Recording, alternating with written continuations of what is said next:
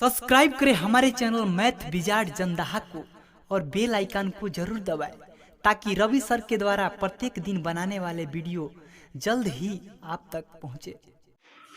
Dear student, आज के इस वीडियो में आप देखेंगे अनुपात समानुपात, रेशियो एंड प्रोपोर्शन, जिसमें क्वेश्चन नंबर 97 से देखेंगे।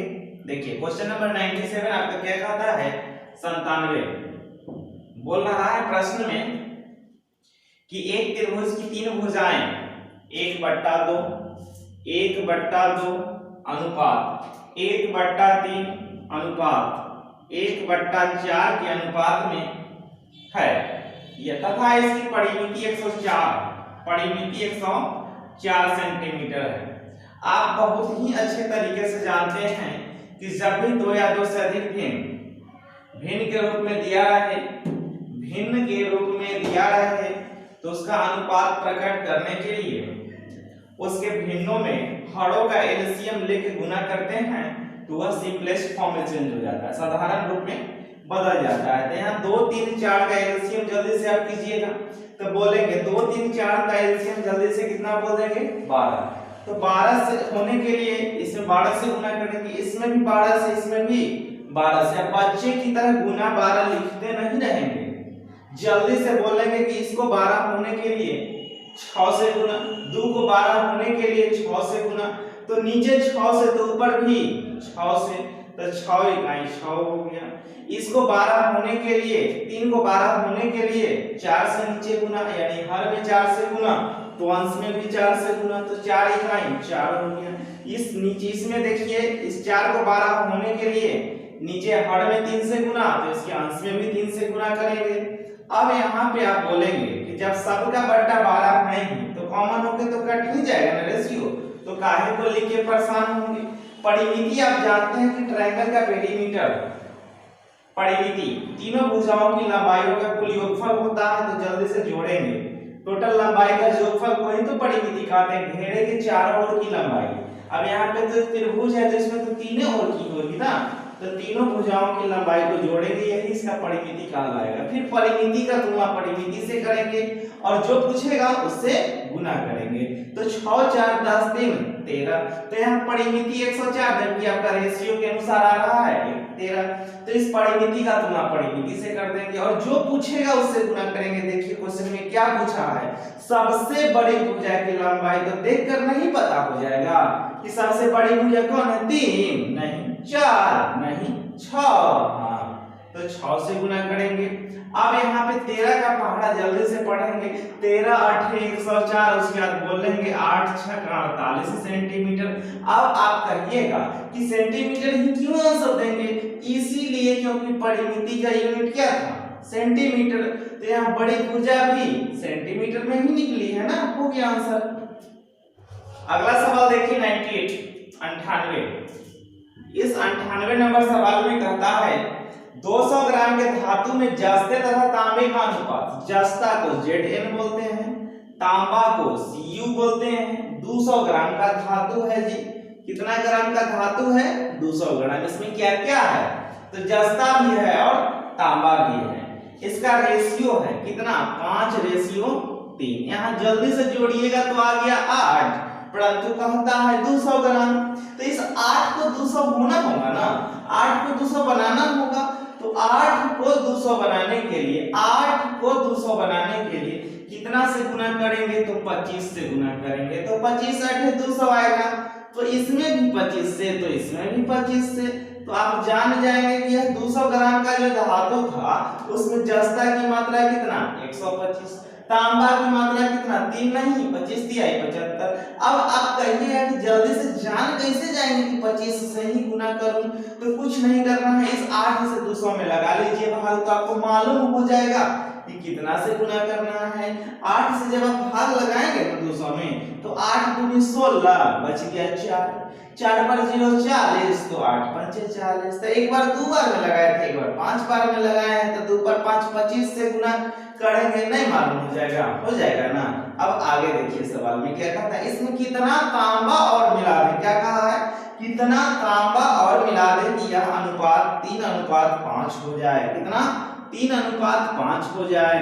दूध पानी वाला कंसेप्ट आप सीख रहे थे पिछले वीडियो में, तो उसमें भी आप देखे थे, क्या देखे थे कि जब हम पानी को मिला रहे होते थे, जब दूध और पानी के मिश्रण में जब पानी को मिला रहे होते थे तो पानी की मात्रा में परिवर्तन होगा, पूरे मिश्रण की मात्रा में परिवर्तन होगा। तो जिसको नहीं मिलाएंगे वह तो अपरिवर्तित रहेगा, जितना पहले उतना ही बाद भी। इस प्रश्न में कहता है आपका कि कितना तांबा और मिला दें, क्या मिलाने की बात किया है, तांबा, तो जस्ता को बराबर करेंगे, इसलिए क्योंकि जब तांबा मिला है तो तांबा की मात्रा में परिवर्तन होगा, पूरे मिश्रण की मात्रा में परिवर्तन होगा, परंतु जस्ता की मात्रा में कोई परिवर्तन नहीं होगा।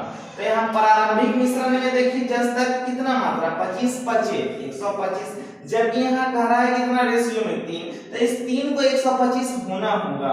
ये 3 को 125 बनाने के लिए 125/3 से गुना कर दीजिए, तो यह 3 3 कट जाएगा, 125 बच जाएगा। अब इसमें 125/3 से करेंगे तो रेशियो का रूल है, क्या रूल है कि एक टर्म में जिससे गुना करते हैं उससे रिलेटेड सभी टर्म में, उससे संबंधित सभी पदों में उतना ही से गुना करना पड़ता है।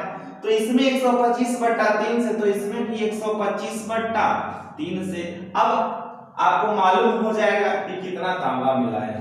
बाद वाला तांबा में से पहले वाले तांबे को घटाएंगे तो पता हो जाएगा कि कितना होगा। तो यहाँ गुना करेंगे, 125 बचे 625/3 माइनस, और यहाँ 25 तिहाई 75। अब यहाँ पे आप घटाएंगे, भिन्न का घंटा, फ्रैक्शनल सब्सट्रैक्शन करेंगे। अब इसका बट्टा कुछ नहीं तो 1। अब आप जल्दी से घटाने का सीख चुके हैं कि जल्दी से बोलेंगे 3 1 का एलसीएम तो 3 ही रहेगा, 3 से 3 कटेगा, एक बार में तो 625। यहाँ इसका बट्टा कुछ नहीं तो 1 से कटेगा 3 बार में, तो 3 से 75 में गुना करेंगे तो 75 तिहाई में आएगा 225। तो 625 में से 225 को घटाएंगे तो बच जाएगा आपका 400। अब जल्दी से भाग लगाएंगे तो कटेगा आपका 3 इकाई 3 बच गया, 1 पर 0 10 3 तिहाई 9, फिर बचा 1 पर 0 10 3 तिहाई 9। तो आंसर देंगे 133.1/3 ग्राम। हो गया आंसर। कितना तांबा और मिला दूं, तो 133.1/3 ग्राम तांबा और मिला दीजिए, तो यह रेशियो 5:3 नहीं 3:5 हो जाएगा। अगला सवाल देखिए 99 कहता है एक धातु में जस्ते तथा तांबे का अनुपात, जस्ते तथा तांबे का अनुपात 5:8 है। फिर कहता है दूसरी धातु में यह अनुपात 5:3 है।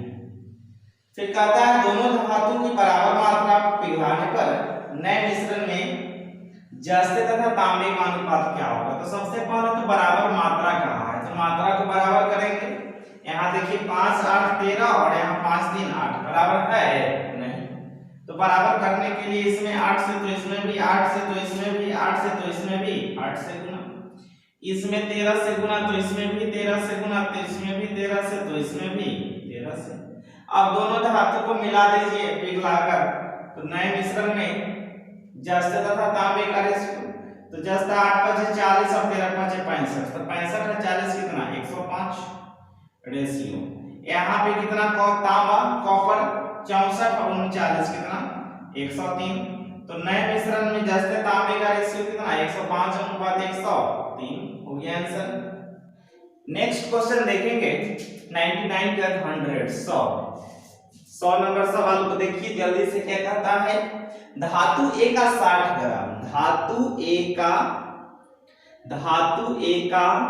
60 ग्राम, धातु A का 60 ग्राम, धातु B के 100 किलोग्राम, धातु B के 100 किलोग्राम, 100 किलोग्राम, और धातु A का 60 ग्राम नहीं है 60 किलोग्राम, यह भी किलोग्राम में यह भी किलोग्राम में। अब देखिए क्या कहता है कि यदि धातु A में सीसा तथा टिन, सीसा तथा टिन, धातु A में है सीसा Pb और टिन को क्या कहते हैं Sn कहते हैं, केमिस्ट्री की भाषा में आप पढ़े होंगे तो आप जानते होंगे कि सीसा को क्या कहते हैं Pb और टिन को Sn।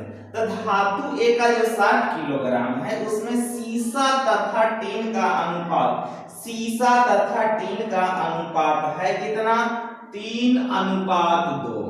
अब देखिए सबसे पहला काम क्या काम कि यह पता करिए कि धातु ए में जो 60 किलोग्राम है उसमें सीसा टीन का तो अनुपात दिया है 3:2, परंतु यह पता कीजिए कि इस 60 किलोग्राम में कितना सीसा कितना टीन। तो यहाँ जल्दी से आप जोड़ेंगे तो 3 2 5 है, परंतु यहाँ कितना है 60 है। तो इस 5 को तो 60 होना होगा, तो कितना से गुना करूं, तो 12 से गुना। कैसे जान जाएंगे, तो यही 5 से इसमें लगा दीजिए भाग, तो 5 से 60 कटेगा 12 बार में, तो 12 से गुना करेंगे इसमें भी तो इसमें भी तो इसमें भी, तो आपको मालूम हो जाएगा क्या कि 60 किलोग्राम में सीसा कितना 36 किलोग्राम, टीन कितना 2 नहीं 12 दूनी 24 किलोग्राम। अब देखिए धातु बी में जो 100 किलोग्राम था उसमें क्या है, तो धातु बी में टीन और तांबा है, सीसा टीन इसमें नहीं है, टीन और तांबा है, तो टीन को तो लिखे हुए हैं, तांबा के लिए तो आप जानते हैं Cu कॉपर तांबा इसी को ना कहते हैं।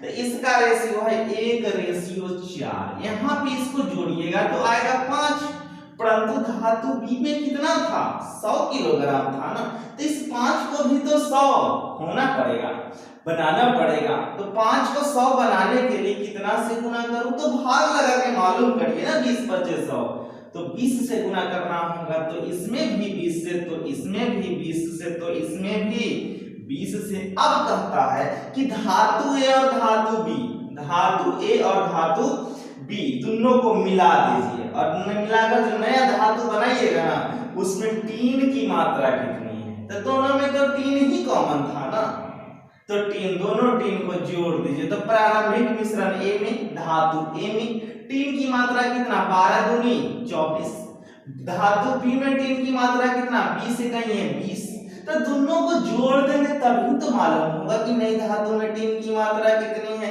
तो इस 24 और 20 को जोड़ के आप जल्दी से बोलेंगे 44 किलो, कितना बोलेंगे 44 किलोग्राम 44 केजी हो गया।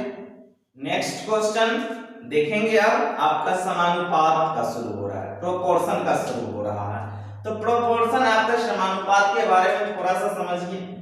समानुपात, समानुपात यह एक शब्द है समानुपात, इसे जब आप तोड़ेंगे या यूं कहें हिंदी की भाषा में इसे अगर संधि विच्छेद करेंगे अलग अलग करेंगे तो 2 शब्द बनता है समान और अनुपात। समान अनुपात, समान को इंग्लिश में कहते हैं इक्वल, इक्वल बराबर बराबर बराबर बराबर। अनुपात के बारे में तो जानते ही हैं आप, रेशियो, रेशियो, इक्वल रेशियो को ही तो समानुपात कहते हैं। 2 इधर रिलेशन और वही 2 रिलेशन उधर भी, तो दोनों रिलेशन अगर बराबर है तो उसको समान अनुपात कहते हैं। अनुपात का चिन्ह को आप जानते हैं इस तरह बोलते हैं, इक्वल के चिन्ह को आप जानते हैं इस तरह बोलते हैं, लेकिन यहीं पे समान अनुपात की जगह यह बराबर का चिन्ह नहीं देकर समानुपात का चिन्ह यहाँ पे ये वाला आएगा, ये वाला आएगा। तो इसको आप बोलेंगे क्या, समान अनुपात है, इक्वल रेशियो है, हो गया। दोनों एक ही चीज है परंतु कुछ तो अंतर है, एक ही चीज है जरूर, परंतु गणित में आपका इक्वल रेशियो के जगह समानुपात का चिन्ह देता है। कहीं कहीं आप पढ़े होंगे फिजिक्स या केमिस्ट्री में तो वहां इस तरह का चिन्ह दिया जाता, इसको भी आप समानुपात ही कहते हैं, न्यूटन्स लॉ वगैरह में आप पढ़े होंगे। तो फिलहाल हम तो आपको गणित बता रहे हैं, तो इस गणित में यह समान अनुपात है और इसमें 2 तरह का कंडीशन होता है। दोनों कंडीशन को हम लोग बारी बारी से समझेंगे, एक एक करके समझेंगे। तो देखिए पहला कंडीशन केस फर्स्ट में क्या होता है और एक केस 2 भी आएगा, 2 तरह का इसमें कंडीशन बनेगा बाबू। तो पहला कंडीशन में देखो क्या होगा, A/B और इधर अगर C/D दोनों रेशियो आपस में इक्वल होगा, इक्वल नहीं देकर यहाँ पे बराबर का चिन्ह नहीं देकर तुम्हें दिया रहेगा समान अनुपात का चिन्ह। तो यहाँ पे आप बोलेंगे, क्या बोलेंगे? लोग बोलने का तरीका को समझिएगा। दोनों नजदीक का गुना दोनों दूर का गुना आपस में बराबर होते हैं। दोनों नजदीक का गुना दोनों दूर का गुना आपस में बराबर होते हैं। तो BC is equal to AD। B और C दोनों नजदीक वाला है गुना, फिर दोनों दूर का गुना A और D आपस में बराबर होते हैं। कोई जरूरी नहीं कि BC इक्वल टू AD ही लिखो, तुम्हारी मर्जी। AD इक्वल टू भी BC लिख सकते हैं। अब यहाँ देखो, यह ABCD वेरिएबल के टर्म में हम लिख के समझा रहे हैं, परंतु आपके प्रश्न में यहाँ पे अंक आएगा, डिजिट आएगा। क्या है? अंक रहेगा, डिजिट रहेगा। तो उस डिजिट को आपको समझना होगा। अगर 4 कंडीशन होता है, इसका 4 टर्म ही होते हैं। अब इसमें से कोई 3 टर्म देगा और एक पूछेगा। हो सकता है दूसरा तीसरा चौथा दे दे, पहला पूछ दे। हो सकता है कि पहला दूसरा तीसरा दे दे, चौथा पूछे। हो सकता है कि पहला तीसरा चौथा दे दे, दूसरा पूछे। हो सकता है कि पहला दूसरा चौथा दे दे और तीसरा पूछे। तो इसे कहेगा क्या? तृतीयानुपात बताइए, द्वितीयानुपात बताइए, चतुर्थानुपात बताइए, प्रथमानुपात बताइए। अब परंतु होगा क्या कि कहीं कहीं 2 ही टर्म दिया रहेगा। इस 4 टर्म में 3 टर्म दिया रहेगा, तभी तो आप केस फर्स्ट यूज करोगे ना। अब इसके लिए कुछ लोग रूल बता देते हैं, फॉर्मूला बता देते हैं। तो उस चीज फॉर्मूला आता कहां से है? आप समझे रहेंगे, कोई फॉर्मूला का यूज करना ही नहीं है, डायरेक्ट हो जाएगा, बिना फॉर्मूले का हो जाएगा। परंतु आपको समझना जरूरी होता है। अब यहाँ पे कोई 2 ही टर्म दिया रहेगा, तब क्या कीजिएगा? तो उस समय आपको केस 2 का यूज करना होगा। उसमें क्या होगा? देखिए, 2 टर्म दिया रहेगा A और D, और कहेगा कि द्वितीय अनुपात बताइए। तो आपको समझना होगा, A और D दिया रहेगा, 2 टर्म दिया रहेगा और कहेगा इसका द्वितीय अनुपात बताइए। तो आपको समझना होगा, क्या समझना होगा? यह समझना होगा कि यह फर्स्ट है या लास्ट है, यह फर्स्ट है या लास्ट है। मध्यानुपात पूछेगा, तृतीय पूछेगा, कभी कभार चतुर्था भी पूछेगा, कभी कभार प्रथमानुपात भी पूछेगा। तो वहां पे आपको समझना होगा, क्या समझना होगा? अगर आपसे मध्यानुपात पूछ रहा है, मीन वैल्यू पूछ रहा है, बीच वाला रेशियो पूछ रहा है, तो यहाँ पे समझना होगा कि यह फर्स्ट है या लास्ट है। 2 को 4 के रूप में ले जाएंगे। देखिए कैसे ले जाएंगे। अगर मध्यानुपात पूछ रहा है तो वहां पे मध्य बीच वाला को x मान लेंगे, उसे 2 बार रिपीट करके लिख देंगे। जैसे कि A है और B है, इसका बीच वाला निकालना है तो इसको फर्स्ट कहेंगे, इसको लास्ट कहेंगे। बीच वाला निकालना है, उसको x मान लेंगे, उसको 2 बार रिपीट कर लेंगे, हो गया। यह x को मान लिए हैं, लेट कर लिए हैं नहीं, और उसको 2 बार रिपीट करके निकाल लेंगे। और फॉर्मूला कुछ नहीं यूज करना है, वही नजदीक का नजदीक से गुना, दूर का दूर से गुना करके बना लेंगे। अगर आपसे कहता है कि तीसरा अनुपात बताओ, क्या कहता है? तृतीय अनुपात बताओ, और 2 ही टर्म दिया है, तो दूसरा को 2 बार रिपीट कर देना और तीसरा को x मान लेना, जो वहां पे चला जाएगा। अभी भी अगर नहीं समझ में आ रहा है तो टेंशन बिल्कुल भी नहीं लेना है, इसलिए क्योंकि यह तो हम वेरिएबल लेके बता रहे हैं। जब आपका क्वेश्चन करवाएंगे अभी तुरंत हम इस पे डिजिट को लेके बताएंगे, अंक को लेके बताएंगे, तो हर हाल में समझ में आएगा, ना कैसे समझ में आएगा। ऐसा हुआ है जो ना समझ में आए। देखिए क्वेश्चन नंबर 101 101 में आपका कहता है 5:8, 5:8 समानुपात 15:8। ये चीजें हैं। अब यहाँ पे क्या करेंगे आप? यहाँ पर वही चीज है कि नजदीक का नजदीक से और दूर का दूर से गुना करेंगे, नजदीक का नजदीक से गुना करेंगे और दूर का दूर से गुना करके आंसर जल्दी से आप दे लेंगे। तो 8 × 15 बराबर 5 × वाट। अब देखिए 5 तो गुना में है, बराबर की इधर आके भाग में होगा। 5 × 15 तो 3 × 8 = 24 हो गया आंसर वाट का। नेक्स्ट क्वेश्चन को देखेंगे 101 के बाद 102। 102 में आपका कहता है 126 रुपया, कितना रुपया? 126 रुपया। इसे 1/3 अनुपात 1/4 के अनुपात में 2 भाग में है, तो कितना कितना है? ऑप्शन में दिखा रहा है, आपको तो दिख ही रहा होगा। देखिए ना, तो सबसे पहला का मैं तुरंत समझाए थे हम कि जब भिन्न के रूप में दिया रहेगा, जब भिन्न के रूप में दिया रहेगा तो क्या करेंगे? हारों का एलसीएम से गुना करेंगे। 3 4 का एलसीएम बार, तो इसे 12 होने के लिए कितना से गुना करूं? 4 से। तो ऊपर भी 4 से, तो 4 × 4। इसे 4 को 12 होने के लिए 3 से, तो नीचे 3 से, तो ऊपर भी 3 से। अब तो टोटल का तुलना टोटल से करेंगे। 4 3 7 से, और इसे 2 भाग में बांटना है, तो बारी बारी से एक बार 4 से गुना, एक बार 3 से गुना। 7 से कटेगा जी, 18 7 26 से, 18 4 72, 18 3 54, हो गया आंसर 72 रुपया 54 रुपया। अगला सवाल देखिए 103। 103 में आपका कहता है 16:9 का मध्यानुपाती क्या है? अभी समझाए थे आपको कि केस 1 अब यूज करूं कि केस 2। तो ये को दिया है, बीच वाला पूछा है, तो केस 2 यूज करेंगे। इसको कहेंगे फर्स्ट, इसको कहेंगे लास्ट। बीच वाला को मानेंगे और उसको दो बार रिपीट करेंगे। तो मध्यानुपात कहा है, तो 16:9, और बीच वाला को आप मान लेंगे क्या? x y u v w, कुछ भी मानिए जो आपको मानने का मन है। हम मान लेते हैं r फॉर रवि। देखिए, कोई जरूरी नहीं कि आप r ही मानेंगे, कुछ भी ले सकते हैं। अब यहाँ उसको दोबारा रिपीट कर दीजिए, और बीच वाला का मान निकालना है तो निकल जाएगा, परंतु कैसे? तो देखिए, आपको हम करके समझाते हैं। r गुने r मतलब r स्क्वायर ना, बराबर 16 × 9। अब एक बात बताइए, यहाँ स्क्वायर रहता, फिर बराबर के उधर ले जाते तो रूट होता ना, वर्गमूल होता। तो अब हम इधर नहीं लिख के, यहाँ पे यह स्क्वायर को हम नहीं लिखकर डायरेक्ट यहाँ पे रूट दे रहे हैं। अब आप जानते हैं, क्या जानते हैं कि 16 का वर्गमूल 4, 3 का 9 का वर्गमूल 3। अब रुकिए, क्यों?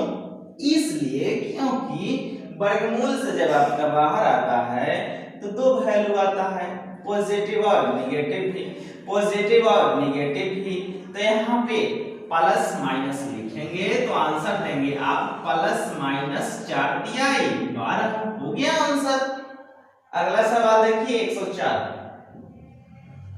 कहता है 104 नंबर प्रश्न में 6 + 3√3, 6 + 3√3 तथा 8 - 4√3, 8 - 4√3 का मध्यानुपात। एकदम सेम प्रश्न है, परंतु मेरे विद्यार्थी लोग जब इसको देखते हैं तो थोड़ा परेशान हो जाते हैं, सोचने में पड़ जाते हैं कि रूट वाला दे दिया है, थोड़ा सा जटिल हो गया है। बिल्कुल नहीं, देखिए कितना आसान है, क्योंकि हर मुश्किल को उतना मुश्किल नहीं होता है जितना हम लोग बना लेते हैं। समझिएगा, यहाँ पे इसको फर्स्ट कहिएगा, इसको कहिएगा लास्ट, इसको कहिएगा फर्स्ट, इसको कहिएगा लास्ट। अब यहाँ पे इसको कहिएगा फर्स्ट, इसको जब आप लास्ट कहिएगा तब बीच वाला निकालना है। तो बीच वाला को मान लीजिए 6 + 3√3 रेशियो x या u v w r u v x y कुछ भी, अरे प्रोपोर्शनल समानुपात। फिर उसी को दोबारा रिपीट करेंगे और फिर लिखेंगे 8 - 4√3। हो गया। दोनों नजदीक का गुना, दोनों दूर का गुना आपस में बराबर करेंगे। x × x मतलब यहाँ पे भी तो x² होगा, तो काहे को स्क्वायर लिखे, उधर ले जाएंगे तो रूट आएगा ना, आएगा। अब यहाँ पे इन दोनों को गुना करके लिख देते हैं एक के बाद। इसमें से 6 निकालिए, दोनों में गुना कर दीजिए। क्योंकि गुना आज ना कल तो करना ही है, तो क्यों ना आज ही कर लूं, मतलब तुरंत पहले कर लूं। 6 × 8 = 48, प्लस गुने माइनस तो माइनस, 6 × 4 = 24√3। फिर यहाँ पे प्लस गुने प्लस तो प्लस, 3√3 से 8 में गुना करेंगे तो 3 × 8 = 24√3। फिर यहाँ पे प्लस गुने माइनस तो माइनस, 3 × 4 = 12√3 गुने √3 मतलब 3, तो 12 × 3 = 36। अब देखिए अब देखिए स्क्वायर हटाइए तो पूरा को रूट चढ़ाना होगा, हाँ होगा तो, लेकिन है आसान। देखिए 24√3 माइनस में और 24√3 प्लस में, तो कैंसिल होगा ना, बिल्कुल होगा। 48 में से 36 को आप घटाएंगे तो कितना होगा, तो 8 में से 6 गया 2, 4 में से 3 गया 1, नहीं 4 में से 3 गया कितना 1, हाँ तो 1 पर 2 12 आएगा ना, तो उस 12 को हम गुणनखंड के रूप में तोड़ देते हैं। क्यों, इसलिए क्योंकि 12 का तो पूरा पूरा वर्गमूल निकलेगा नहीं, तो इसीलिए तो 12 को आप 4 गुणे 3 बोल लीजिए। अब 4 का तो वर्गमूल निकल गया ना 2, और 3 का नहीं निकला तो 2√3 आंसर दे दीजिए, हो गया। नेक्स्ट क्वेश्चन देखेंगे 104 के बाद 105। 105 देखिए कहता है a तथा c का मध्यानुपाती भी है। देखिए a है, c है, मध्यानुपाती b है, तीनों दे दे तो कोई बात नहीं। आप तो जानते हैं कि मध्यानुपाती बीच वाला को 2 बार रिपीट किया जाता है, और आप यह भी जानते हैं कि अनुपात को भिन्न के रूप में लिखा जा सकता है, और आप यह भी जानते हैं क्या कि समानुपात का मतलब इक्वल रेशियो बराबर बोल सकते हैं। अब यहाँ पे इसमें भी अपने मन से -1 और इसमें भी अपने मन से -1 करेंगे। पूछे क्यों, इसलिए क्योंकि आपसे पूछता है a माइनस बी का होल क्यूब अनुपात b माइनस c का होल क्यूब क्या होगा, तो इसे माइनस के रूप में लाने के लिए अब कहेंगे एक एक काहे घटाएंगे, तो देखिए फायदा नजर आएगा। इसका बट्टा कुछ नहीं तो एक और b का एलसीएम b। अब यहाँ पे a माइनस बी के फॉर्मेट में आ गया ना, उसी तरह इधर एलसीएम c और b माइनस c के फॉर्मेट में आ गया ना। हाँ अगर दूसरा डिजिट लिए होते तो आ पाता, नहीं आ पाता, इसलिए यही लिए। अब आपको जानते हैं कि जब दो राशियां या दो से अधिक राशियां आपस में बराबर के रूप में रहे तो उसका अनुपात लिखने के लिए उसके गुणांक को क्या करते हैं, व्युत्क्रम करते हैं, पलट देते हैं। a minus B ratio b minus C, देखिए कैसे निकल जाएगा। a माइनस बी का गुणांक नजर आ रहा है, आपको शायद नहीं आता होगा परंतु हमें तो आ रहा है, आपको भी आना चाहिए। तीसरा मेथड का यूज कीजिए, इसे तो आप a माइनस बी बट्टा बी को बोल सकते हैं, क्या बोल सकते हैं कि a माइनस बी गुना 1 बट्टा बी, हाँ या ना, हाँ। अब यहाँ गुणांक के रूप में आ गया तो a माइनस बी का गुणांक कितना है 1 बट्टा बी, तो रेशियो होगा b बट्टा 1, तो बट्टा 1 लिखिए ना लिखिए बात तो एक ही है ना। उसी तरह b माइनस सी का गुणांक 1 बट्टा सी, तो रेशियो कितना c बट्टा 1। अब यहाँ पे इसका भी क्यूब, इसका भी क्यूब, तो इसका भी क्यूब, तो इसका भी क्यूब, तो हो गया ना answer B Q ratio C Q, B Q ratio C Q. हो सकता है कि आपका इसका आंसर मैच ना करे, परंतु आपका आंसर यही सही है, बनाया हुआ भी सही है। नेक्स्ट क्वेश्चन देखेंगे 105 के बाद 106। देखिए क्या कहता है 106 में कि x स्क्वायर तथा x square minus y square तथा x माइनस y का तृतीया अनुपाती, तृतीया मतलब तीसरा अद्वितीय को दिया हुआ है। तो आपको हम बताए थे कि पहला तो पहला ही है, दूसरा मतलब बीच वाला, इसको दो बार क्या करिएगा तो रिपीट करेंगे, और तीसरा पूछा है तो उसको मान लीजिए ना z, मान लेते हैं u v w कुछ भी। अब वही रूल है जी बाबू, दोनों नजदीक का गुना दोनों दूर का गुना आपस में बराबर होता है, तो x minus Y into X minus Y बराबर X square minus Y square. आप अलजेब्रा में बहुत बचपन में पढ़े होंगे, A square minus B square बराबर होता था A plus B into A minus B. तो क्या इस फॉर्मेट में ये है? हाँ है। तो इसको क्या बोलेंगे? इसको बोलेंगे आप x plus Y into X minus Y into Z. हो गया। अब देखिए x माइनस वाई इधर गुना में तो इधर आके भाग में ना, तो इससे ही कट किया। अब देखिए x माइनस वाई बट्टा यह तो x प्लस वाई गुना में है z के साथ, तो इधर आके तो भागे में ना होगा, तो जो माने थे उसका मान निकल गया, तृतीया अनुपात हो गया आंसर। अगला सवाल देखिए 106 के बाद 107। 107 में आपका कहता है 12 तथा 30 के बीच तृतीय अनुपाती, 12 तथा 30 के बीच तृतीय अनुपाती। तो पहले आधा सवाल बनाइए, ओकरा बाद फिर कहता है 9 तथा 25 के बीच मध्यानुपाती, यानी कि दूगो सवाल है कि ना है, और फिर दोनों के बीच जो आएगा ना उसका रेशियो।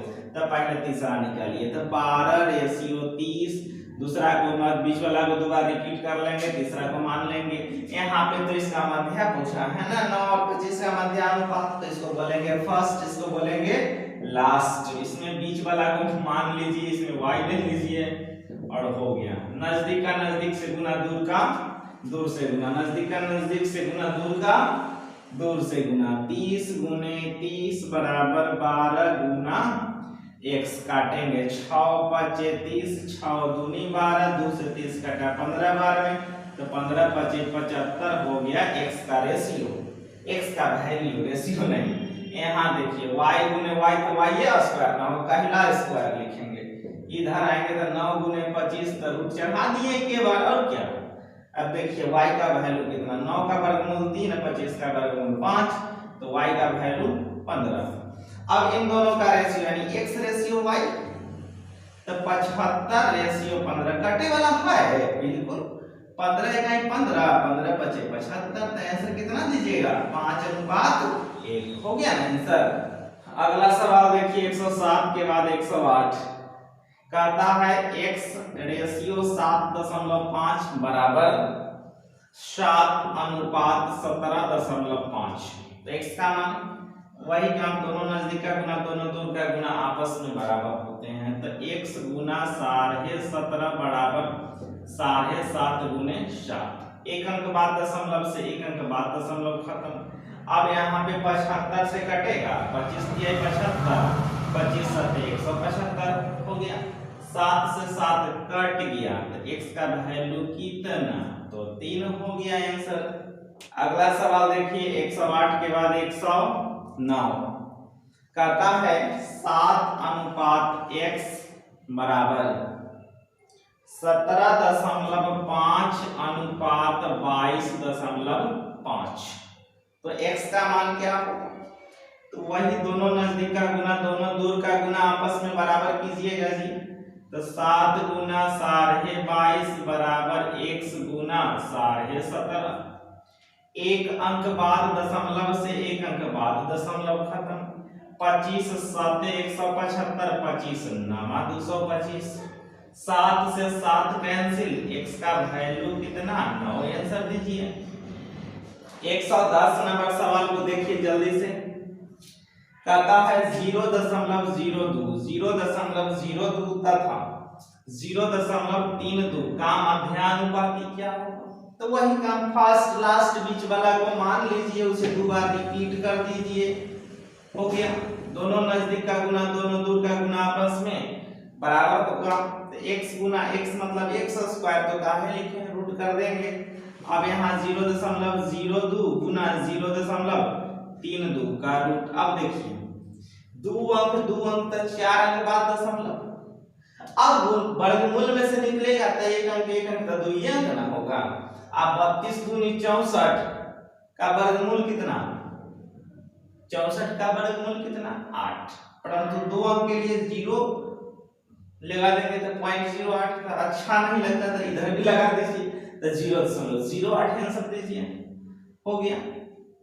नेक्स्ट क्वेश्चन देखिए 110 के बाद 111, कहता है 0.2 कॉमा 0.12 कॉमा 0.3 का चतुर्थानुपात, चतुर्था 4 नंबर वाला, तब फर्स्ट सेकेंड थर्ड 4 नंबर वाला को मान लो x।